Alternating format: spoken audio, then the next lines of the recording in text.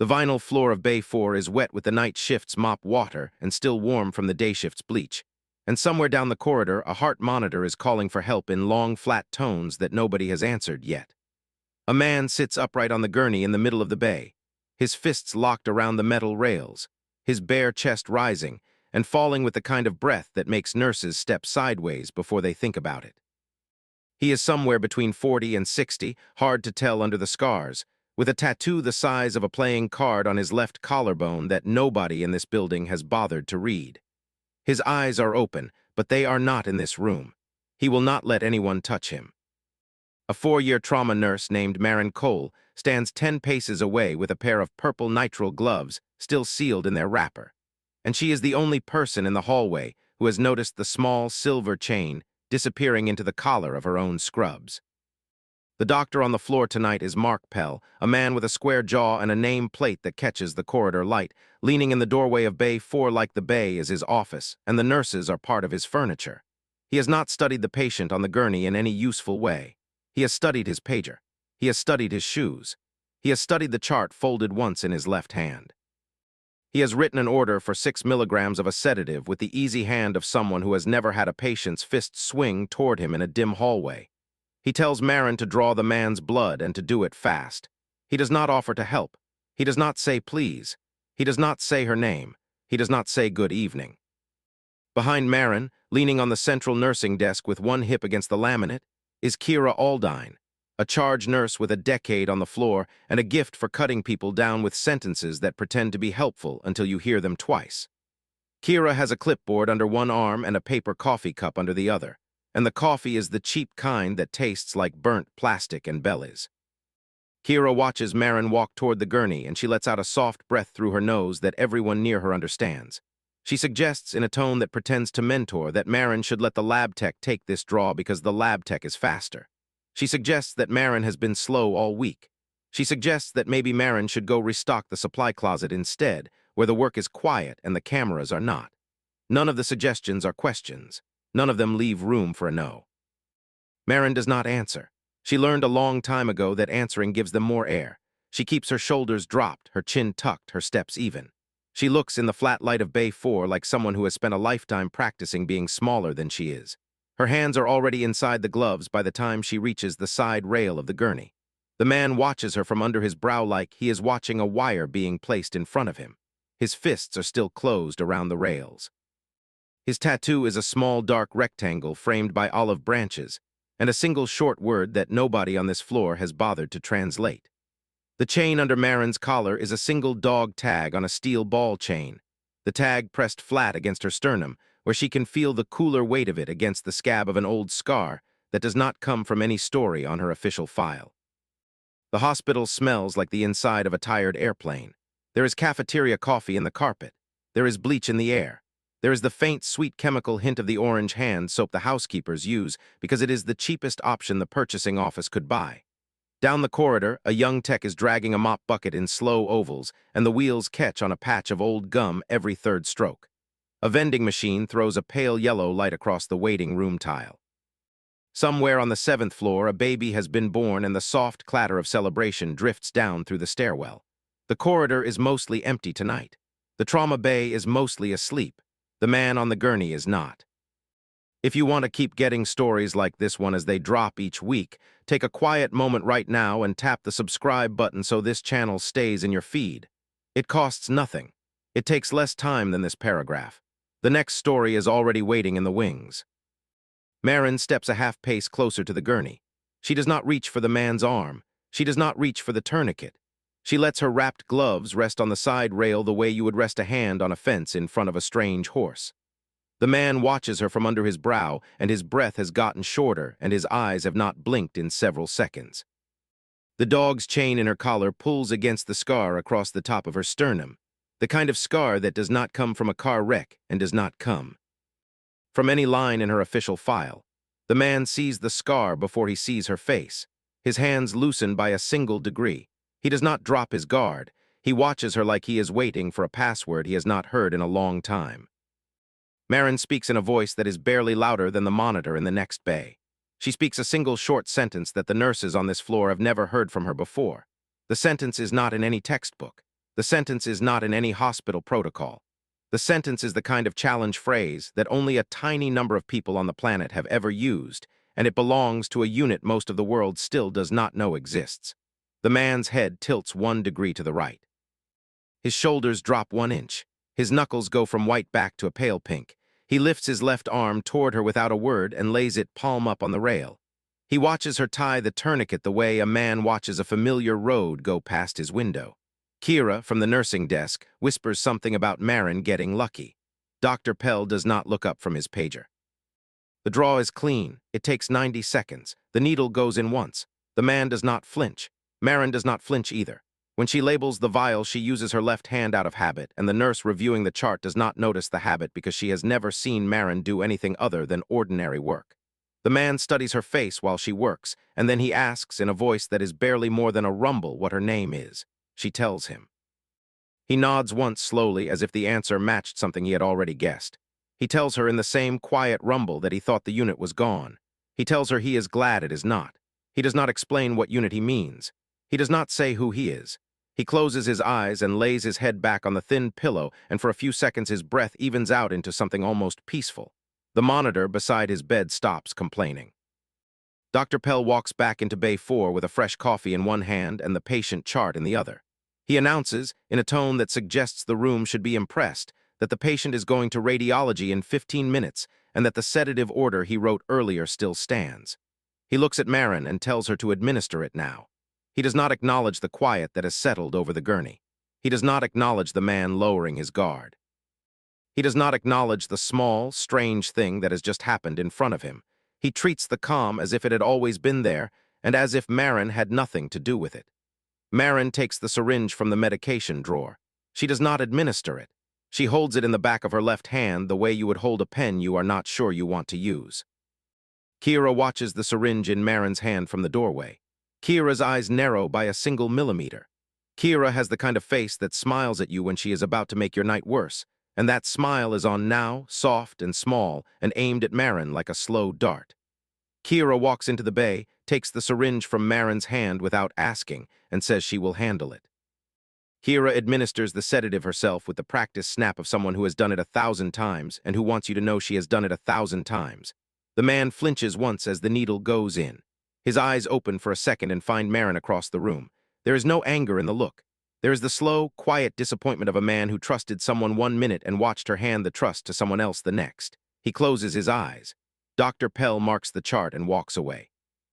If this story is landing in your chest the way it is meant to, take a quiet second and hit the like button so the channel knows you want more stories like this one. The like is a soft thank you. It lets the work keep coming back to your screen. Through the ambulance bay doors at the end of the corridor, a pair of headlights wash across the tile in slow yellow stripes, and the engine does not cut off. Nobody inside the hospital pays attention to that. Ambulances idle at the bay all night long. The driver of a city bus could be inside them. The driver of something worse could be inside them. Kira finishes documenting the sedation in the chart and walks back to the desk with her coffee, and Dr. Pell sits down at the workstation in his private alcove and begins to dictate a discharge summary for a patient who has not been discharged yet. Marin walks back into Bay 4 to take a manual blood pressure on the man who has gone quiet, and that is when she sees it.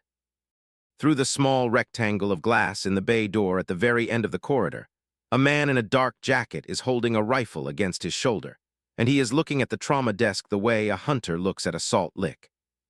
Marin's body moves before her mind knows what it is doing. Her knees drop 1/2 inch, her shoulders square, her hands come off the gurney rail and her fingers open and close twice in the slow rhythm of someone bugging out a magazine they are not holding. The chain under her collar clinks once against the dog tag, and the small sound is the only sound she can hear for the next 4 seconds.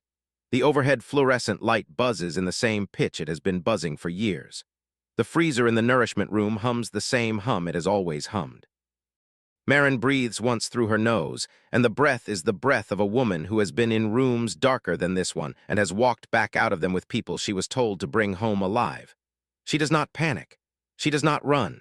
She reaches for her pager and turns the ringer off because pagers make noise when you do not want noise. Across the corridor, the rifleman does not kick the bay door open. He does not need to. The trauma desk is 25 feet from the door, and there is a child on a stretcher in Bay 2 with a sprained wrist and her father asleep in the chair beside her. There is a tech in the supply room 3 doors down organizing gauze. There is an elderly respiratory patient in Bay 6 who is intubated, meaning he is connected to a breathing tube that breathes for him, and he cannot move on his own. There are 7 nurses and 3 techs and 1 security guard between the rifleman and the rest of the building. The rifleman looks at his watch. He looks at the second man who steps out of the shadows beside him in a matching dark jacket. He looks back at the watch. He nods. They move toward the door. Their boots on the asphalt sound like the slow counting of a clock that has no hands. If you were the only one in this dark corridor who saw what Marin saw, leave a 1-line comment below telling me what you would have done in those 4 seconds. I read every comment. The story is better when you are part of it. The bay door opens before Marin can decide what to do with her hands. The first man walks in the way a man walks onto a stage he has rehearsed, rifle low across his chest. Sweeping cone of view left, then right, then back, stock black, barrel short, magazine seated. He wears soft-soled boots that do not echo on tile. He carries no badge on his chest. He carries no patch on his shoulder. He has the hollow cheekbones of someone who has been awake for a long time. Behind him, a second man enters through the same door with a rifle held at his hip and a long knife strapped vertically to his thigh in a quick-release sheath. A third man stays out by the ambulance bay and looks back up the street with both hands wrapped around his weapon. There are at least 2 more waiting near the elevator bank where nobody is watching. They are not police. They are not security. They are not here to negotiate. Dr. Pell hears the boots before he sees the rifles. He steps out of his alcove and stops 2 paces short of the corridor, and the color goes out of his face by degrees you could time with a stopwatch. He lifts one hand halfway as if he wants to wave at someone he knows, and then his hand drops because he realizes he does not know anyone in this moment. He backs up against the wall. He looks at the nursing desk. He looks at Kira. He does not look at Marin. He does not see Marin. Marin is in Bay 4. Marin is already on the floor. On the floor behind the gurney, Marin pulls the patient by the elbow down toward her in a single smooth motion that has nothing to do with nursing and everything to do with cover. The man's eyes are open in an instant. His breath does not change. His body understands her the way a dog's body understands a hand on the back of its neck during a thunderstorm. He folds himself down behind the rail. He does not ask why. He knows the sound of a rifle chamber being charged across a quiet hallway the way most people know the sound of a car backfiring on the next block. He even flinches in the right direction. He tucks his chin. He waits. His eyes are clear now in a way they were not clear 5 minutes ago. He has stopped shaking. New stories drop on this channel every week, and the next one is already in production. If you would like a quiet notification the moment it lands, ring the little bell beside the subscribe button, and the channel will not let you miss it. First rifleman stops 10 paces from the desk. He does not raise his weapon. He does not need to. He speaks to no one in particular in a voice that has the slow calm of a man who has nothing left to prove. He is looking for a patient. He describes the patient in 3 short details. The patient has a tattoo the size of a playing card on his left collarbone. The patient is in his late 50s or early 60s. The patient is dangerous in a way the staff is not going to understand quickly enough. The rifleman says they have come to finish what they started. The rifleman adds, in a tone that suggests he has said this kind of sentence many times in many places, that anyone in their I is part of the work. He is still 10 paces from the nursing desk. He has not seen the patient. He has not seen Marin. Kira has stepped back from the desk. Her coffee cup has tipped on its side and the lid has popped off, and the burnt plastic coffee is spreading in a long brown stain across the laminate counter with the slow dignity of a stain that knows it is going to make somebody's night worse for a long time. The tech from the supply room has frozen in the doorway with a roll of tape in her hands. The patient in Bay 6 has not moved and cannot move because the tube in his throat is breathing for him, and there is no one awake next to him. The security guard is at the far end of the corridor, and the only thing on his belt that might be useful is a small flashlight and the courage to point it. The child with the sprained wrist starts to cry in Bay 2 because she can hear the boots on the tile, and she does not know what boots sound like, but she knows they sound wrong. The father does not wake up. The rifleman has not noticed Marin yet. Marin's mind splits into 2 channels at once. One channel is counting rifles in the corridor. 3 confirmed, 2 probable, 1 unknown in the elevator area. The other channel is running a quiet map of the floor that was drawn for her by a man with a southern accent who did not use her real name when he gave her the map. The map is 12 years old. The floor is still mostly the same. Bay 4 is the second cover on the left. Bay 6 has a service corridor that runs behind the radiology suite. The service corridor has a locked door at the end that opens with a 4-digit code. The code is the same code because no one in this hospital ever changes the codes unless they forget them. She has not forgotten the code. She has used the code. She has run the code on the same kind of door in the dark under different skies. If you have a friend who lives for frontline courage stories like this one, send them a quiet link to this video before you close the tab. The best stories travel further when they have company. The second rifleman has begun walking toward the nursing desk to read the charts that are spread open in the plastic tray beside the keyboard. The second man wears thin black gloves that look like the gloves of a surgeon who plans on doing something other than surgery. He lifts the first chart and tilts it toward the fluorescent light and reads it with the bored patience of a man flipping through a phone book looking for one specific name. He lays it down. He lifts the second chart. He lays it down. He is one chart away from the open folder that holds the man's name from Bay 4. He has not read it yet. The third rifleman is still watching the street from the ambulance bay. None of them have checked the side rooms. None of them have looked behind the gurneys. They are going to miss Marin for another 6 seconds. Marin has already moved. She has slid the IV pole out of its mounting bracket on the wall behind Bay 4, and the heavy steel base of the pole hangs in her right hand like a counterweight in a fight she has rehearsed 100 times. The pole is 6 feet of stainless steel with a 4-pound circular base and a hook at the top designed to hold 3 liters of sterile salt water, meaning clear plastic bags of clean water with salt added in the right measure. She has used the base for this kind of work in darker rooms than this one. Her grip is at the perfect midpoint.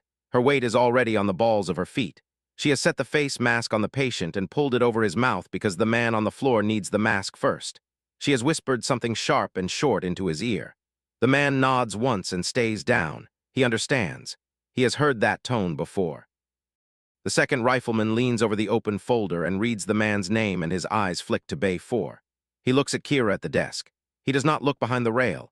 He tells Kira in a quiet voice to bring the patient out. He offers her $200 in cash from a folded bill clip in his back pocket, and the bills are crisp and tight, and the bills are not the point. Kira does not move.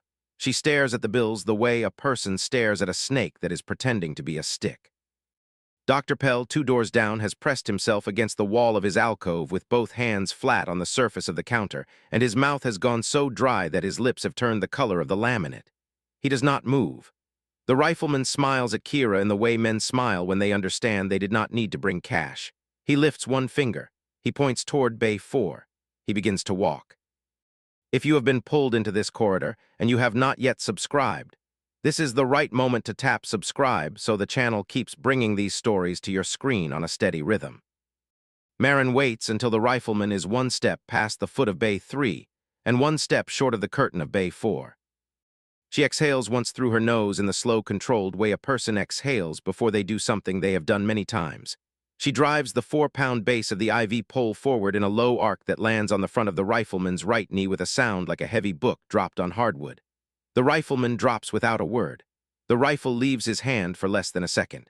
Marin is already past him. She does not pick up the rifle. She does not have time.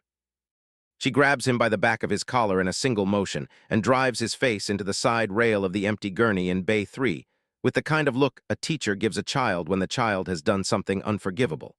The rifleman is asleep before he knows he is hurt. The rifle clatters to the floor. The first shot has not been fired. The corridor has gone so quiet you can hear the vending machine hum from the waiting room. The second rifleman hears the clatter and wheels toward the sound. He has the discipline of someone who has been in this kind of work for years, and the discipline is the only reason he is still alive. He pivots and brings his rifle up in the same motion, and his hands find the trigger group and his finger finds the trigger. He does not get the shot off. Marin has already crossed the 8 feet between Bay 3 and the supply alcove in 2 strides, and she has a heavy red metal fire extinguisher in both hands, and she swings it like a softball bat into the soft tissue of the second rifleman's inner forearm just below the elbow where the median nerve, the bundle of wires that runs the fingers, sits right under the skin. The rifleman drops the rifle. His arm has gone dead from the elbow down. He is staring at his own hand as if his hand has betrayed him. Marin takes 1 step and drives the bottom edge of the extinguisher up under his jaw, and the rifleman sits down hard on the tile and does not get up.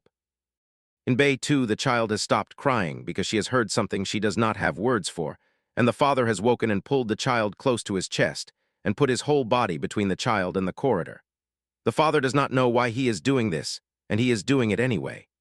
The tech in the supply room has stepped back behind the door and locked it from the inside with a quiet click, and the click is the most useful thing that has happened in this building tonight. Dr. Pell is still against the wall of his alcove, and his pager is buzzing in his pocket, and he is not answering it. Kira is at the nursing desk, and her face has gone the color of old copy paper. The third rifleman is outside at the ambulance bay, and he still does not know what is happening inside. The fourth rifleman is in the stairwell, and he is moving down toward the second floor, and he does not know what is happening on the first. If you would tap the like button for the kind of scene you just lived through, the button is right beneath your screen, and one quiet tap tells the channel that stories like this one belong in your queue. The fourth rifleman pushes through the fire door and steps out into the corridor with his rifle at his shoulder and his eye to a small optic that throws a faint amber dot on the wall in front of him. He is trained for this. He has rehearsed for this. He has not rehearsed for a 4-year trauma nurse who is sitting behind a desk with a fire extinguisher balanced on one knee and a saline bag, a clear plastic bag of sterile salt water, that she has just pulled off its hook without spilling a drop. He has not rehearsed for the way she looks at him across the dim hallway. He can see her face. He does not recognize her. He lifts his rifle.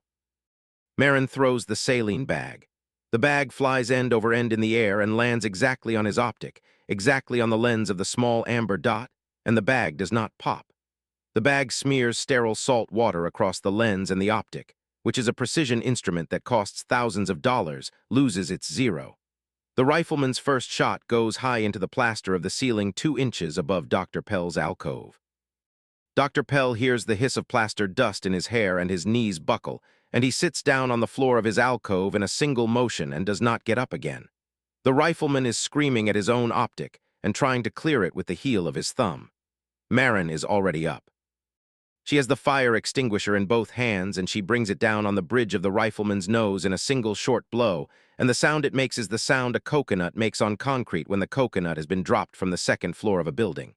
The fourth rifleman drops. He drops hard. He is on his back. His rifle is on his chest. His optic is ruined. Marin puts her boot on the rifle and slides it down the corridor away from his hands. When the moment comes that you would have stepped into Marin's shoes, leave a one-line comment below telling me which weapon in the room you would have reached for first. I read every comment, and the channel lives on them. The third rifleman has come in from the ambulance bay. He has come in because the gunshot has come in, and because the gunshot was supposed to come from his own people, and it did not. He is sweeping the door with the rifle at his shoulder, and he is fast in a way that tells Marin he has done this in buildings before and has done this in buildings he did not choose. He sees the bodies on the floor of Bay 3. He sees the rifle on the tile. He sees Marin at the desk. He does not see the patient on the floor behind Bay 4 because the patient is small and dark under the rail and is breathing in a rhythm Marin taught him 30 seconds ago with a single tap on his shoulder. The third rifleman makes the choice that most men in his trade make. He angles toward Marin. He puts her eye to his optic. He puts his finger on the trigger. He takes the first clean step of his last clean minute. Kira is standing 3 feet to the left of the rifleman. The rifleman has forgotten her. He is watching Marin. Marin is watching the rifleman. Kira is in the line of the rifleman's sweep, and Kira is in the line of fire. Marin sees it the way an umpire sees the ball leave a hand. Marin drops to one knee and slides the heavy steel base of a crashed IV pole across the slick tile like a hockey puck. And the base hits the rifleman's heel at the precise angle of a moving ankle, and the rifleman stumbles forward by half a step, and his rifle dips toward the floor by 3 degrees, and Kira, who has been watching, and who has been waiting for the kind of moment she never expected, drops low and covers her head and is no longer in the line.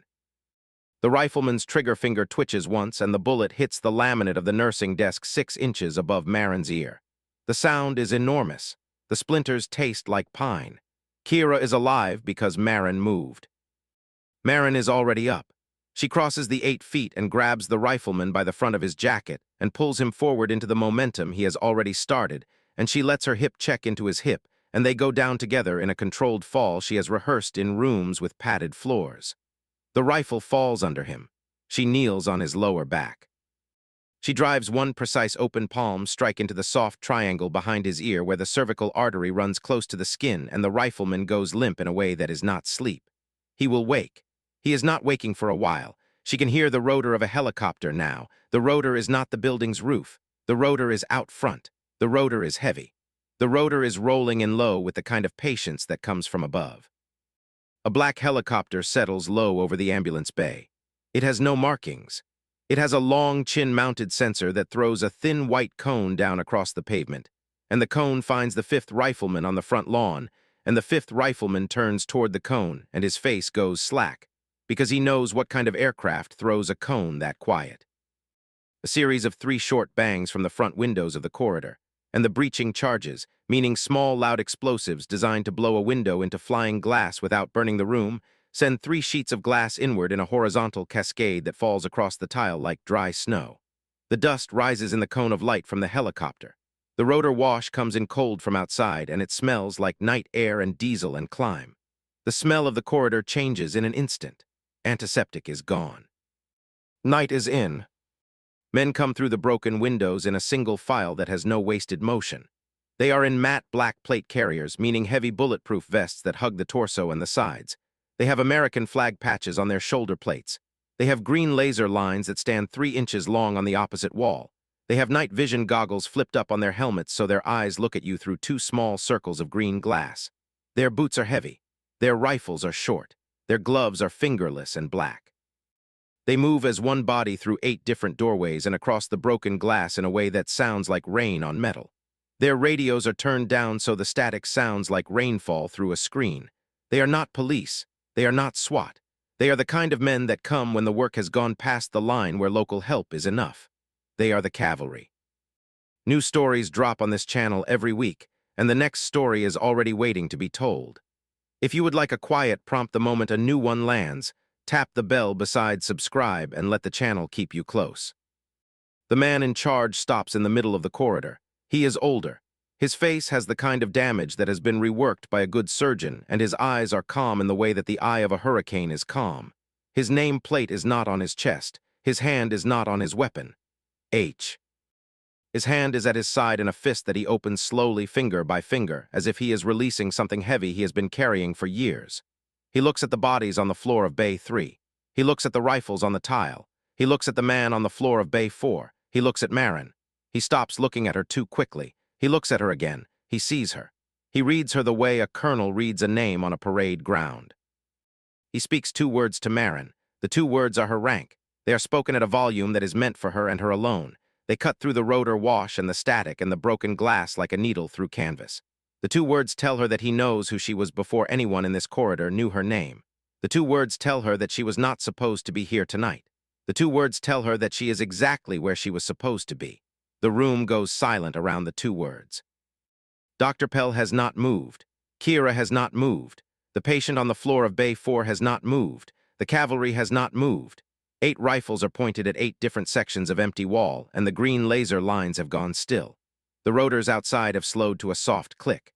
The only sound in the corridor is the soft tap of an IV drip on the tile beside the chair where the elderly respiratory patient is sleeping through a tube. Commander lifts his right hand. The hand has scars on the knuckles and a faded tattoo of its own on the inside of his wrist. He wears a silver ring on the 3rd finger of his left hand that is not a wedding ring. He brings his right hand up to the brim of his helmet in a salute that is so clean it looks like a photograph. The man behind him snaps to attention. The man behind that man snaps to attention. The room fills with the kind of salute that does not announce itself. The hands come up. The hands come down. The heels click together on the tile in a steady count that has been recorded in the same cadence in rooms full of flag and rooms full of dust and rooms full of nothing, and the click is the same click every time. Marin does not return the salute. She does not need to. She has been the one being saluted. She has been the one being saluted for years in rooms she has not walked into in years. The commander crosses the corridor toward her in the slow walk of a man who has earned his pace. He stops 3 feet in front of her. He does not extend his hand. He lowers his voice in a way that only she can hear.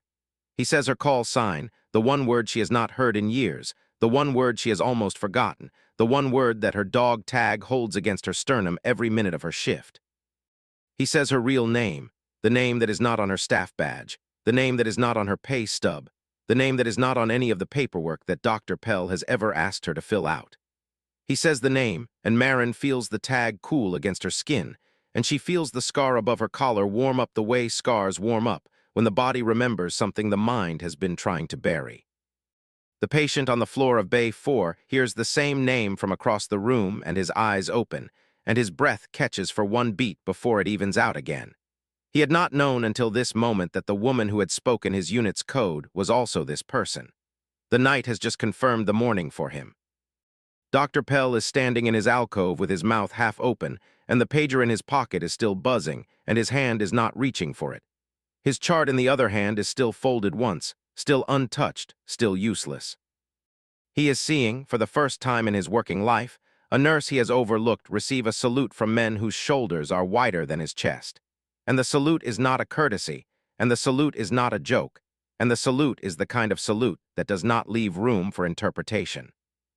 Kira is standing at the nursing desk where the coffee stain is still spreading, and her stylus is still in her hand, and her eyes are wet for reasons she will not later be able to explain, and her lips are slightly parted in the way lips part when you realize, in the middle of a sentence you have not yet finished, that every sentence you have ever spoken has not been what you thought it was. A field medic in matte black steps past the commander and kneels at the side of the patient in Bay 4 and begins assessing him with the calm of a man who has done this in the dark under fire. He asks Marin, with the soft tone of one professional to another, whether the patient had been cleared for sedation. Marin looks at Kira. Kira looks at the floor. Marin answers that the patient had not, and she answers in the same quiet voice she used to speak the unit's challenge phrase, and the field medic nods once and takes over the breathing mask and the chart and the history and the record. The old man lets the field medic's hands do their work without a flinch. He watches Marin.